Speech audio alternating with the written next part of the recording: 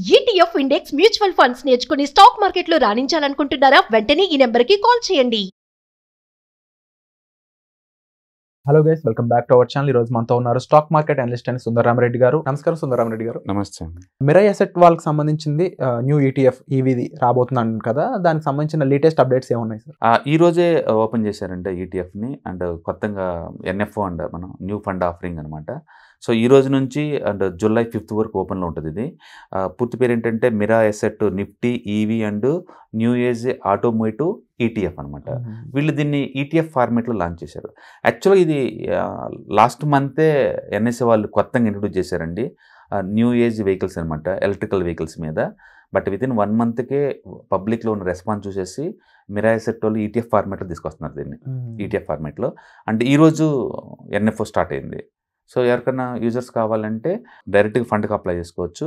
And ఈ రోజు నుంచి ఓపెనింగ్ జూలై 5th వరకు ఓపెన్లో ఉంటుంది. జూలై 5th తర్వాత 15 days తర్వాత సెకండరీ మార్కెట్లో వస్తుంది. కాబట్టి మనం జూలై 20th నుంచి మనం జీరోదా ఇలాంటి పర్ఫార్మెన్స్ మనం కొనుక్కోవచ్చు డైరెక్ట్ ట్రేడింగ్ అకౌంట్ నుంచి.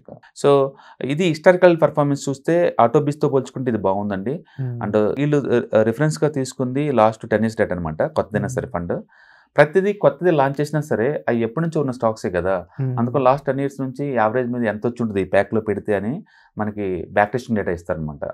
ఈ డేటా ప్రకారం ఇది సిన్స్ స్టార్టింగ్ నుంచి ఇది 20% ఫర్ యానం జనరేట్ చేస్తుంది. లాస్ట్ 5 years నుంచి 30% జనరేట్ చేస్తుంది. అండ్ లాస్ట్ 1 yearలో 50% జనరేట్ చేసింది ఈ న్యూ ఎలక్ట్రికల్ వెహికల్ సంబంధించిన ఇండెక్స్. అండ్ ఇప్పుడు జనవరి నుంచి ఇప్పటికే 19% జనరేట్ చేసింది. అండ్ మన స్టాక్స్ కానీ చూస్తే ఎక్కువ weightage automobile electrical vehicle tyres companies కండి. అండ్ బజాజ్ ఆటోకి 7% weightage, and Tata Motors 6% weightage, and మహేంద్రకి 5.8% వెయిటేజీ, అండ్ మారుతికి 5% వెయిటేజీ, ఎక్సైడ్ బ్యాటరీస్కి 4.7% వెయిటేజీ, అండ్ బోస్కి 4% వెయిటేజీ, అండ్ మదర్సన్ సుమీకి 4% వెయిటేజీ, ఐసర్ మోటార్కి 4% weightage, and CG Power 4% weightage. So ఇట్లా వీటన్నిటికీ వెయిటేజ్తో తయారు చేసుకుంటా మొత్తం మీద 33 కంపెనీస్ దాకా ఉన్నాయండి దీంట్లో, 33 డిఫరెంట్ కంపెనీస్. ఇందులో నా బ్యూటీ ఏంటంటే not only just electrical vehicles తయారు చేసే కంపెనీస్, వాటికి సాఫ్ట్వేర్ అందించే కంపెనీస్ పెట్టారు, వాటికి బ్యాటరీస్ అందించే కంపెనీస్, వాటికి స్పెషాలిటీ కెమికల్స్ సప్లై చేసేవి, వాటికి ఫ్లూయిల్ సప్లై చేసే కంపెనీస్, ఈ మొత్తం కలిపి చేసిన ప్యాకేజ్ అనమాట. అందుకని ఆటో నిఫ్టీతో పోల్చుకుంటే it's most comprehensive and latest new vehicles కదా, న్యూ ఏజ్ వెహికల్స్ కాబట్టి ఇది బాగుంటుందండి ఇది.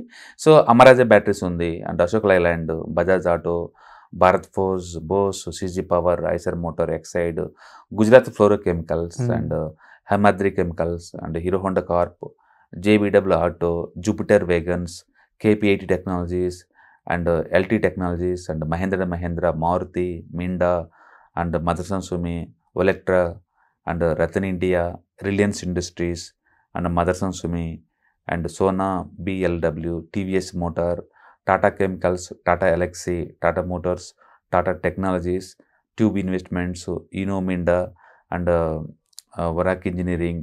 మొత్తం ఒక ఎలక్ట్రికల్ వెహికల్స్ సంబంధించిన టోటల్ ఎక్కువ స్ట్రక్చర్స్ మొత్తాన్ని ఒకే ప్లేస్లో పెట్టారండి. అండ్ జనవరి నుంచి కూడా బాగా వస్తుంది, ఆల్మోస్ట్ 90%. సో ప్రస్తుతానికి ఎలక్ట్రికల్స్ వెహికల్స్కి గవర్నమెంట్ సపోర్ట్ బాగా ఉంది కాబట్టి ఈ ఇండస్ట్రీ బాగా పెరిగే ఛాన్స్ ఎక్కువ ఉంది. అందుకే దీన్ని న్యూ ఏజ్ వెహికల్స్ అన్నారు. సో డెఫినెట్గా ఇది ఈటీఎఫ్ ఫార్మేట్లో బాగా సక్సెస్ అవుతుందండి. అండ్ మనలాంటి ఈటీఎఫ్ ట్రేడ్ చేసే వాళ్ళకి ఇంకా బాగుంటుంది అనమాట ఇది బేసికల్గా. కాకపోతే ఒకటి ఇండెక్స్ ఫండ్లో కూడా వీళ్ళు లాంచ్ చేయాల్సింది, బట్ ఎందుకు లాంచ్ చేయలేదు, కేవలం ఈటీఎఫ్ ఫార్మేట్లో లాంచ్ చేస్తున్నారు. ఈటీఎఫ్లో ఏంటంటే లిక్విడిటీ ఎనఫ్గా లేకపోతే మనకు కొనలేము లైవ్ మార్కెట్లో, లిక్విడిటీ ఉంటే బాగుంటుంది. మోస్ట్లీ ఎందుకు అంటారు దానికి బిగ్ రీజన్? అలాగని లేదు, ఒక స్ట్రాటజీ అయి ఉండొచ్చు వాళ్ళది. వాళ్ళు రీసెంట్గా వాళ్ళు ఈటీఎఫ్స్ కొత్త బాగా లాంచ్ చేస్తున్నారు వీళ్ళు. Small and mid cap momentum quality 100 launch చేశారు. అచ్చం స్మాల్ క్యాప్కు సంబంధించిన మొమెంటమ్ క్వాలిటీ 100 లాంచ్ చేశారు. అది ఈటీఎఫ్లో బాగా పాపులర్ అయిపోయింది. బహుశా వాటి నుంచి క్లూ తోటి ఇది అచ్చం ఈటీఎఫ్లో లాంచ్ చేస్తున్నట్టున్నారు. బట్ ఇండెక్స్ ఫండ్లో కూడా లాంచ్ చేస్తుంటే మనకి బయింగ్ బాగుండేది, ఎందుకంటే లిక్విడిటీ సంబంధం లేకుండా అక్కడ కొనుక్కోవచ్చు. అందుకే ఈటీఎఫ్ డే ఫస్ట్ నుంచి నువ్వు కొనలేవు, ఎందుకంటే ఎనఫ్ లిక్విడిటీ లేదనుకోండి మనం బై చేయలేము అనమాట. బట్ సిన్స్ జనాల్లో చాలా డిమాండ్ ఉంది కాబట్టి ఈ ప్రోడక్ట్కి వర్కౌట్ అయ్యే ఛాన్స్ ఎక్కువ ఉంది. ఈ మధ్యకాలంలో మనం ఈ ఏఎంసీ కంపెనీలు కనుక చూస్తే పబ్లిక్ పల్స్ చూసేసి వాళ్ళు ఏది కోరుకుంటున్నారో అది స్పాట్లో ఇంట్రొడ్యూస్ చేస్తున్నారు.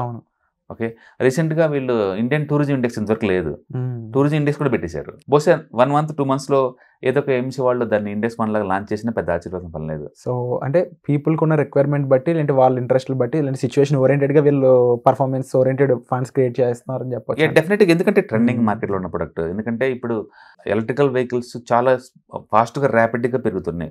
వాటి స్టేషన్స్ కావచ్చు, వాటి ఫ్లూయిల్స్ కావచ్చు, వాటి స్పెషాలిటీ కెమికల్స్ కావచ్చు, బ్యాటరీస్ కావచ్చు, వాటికి ఎగ్జిస్టింగ్ బిజినెస్తో పాటు ఇది అడిషనల్ రెవెన్యూ కదా. కాబట్టి ఇవన్నీ మంచి క్వాలిటీ కంపెనీస్ కూడా, అంటే ఫ్యూచరిస్టిక్ గ్రోత్ ఉన్న కంపెనీస్.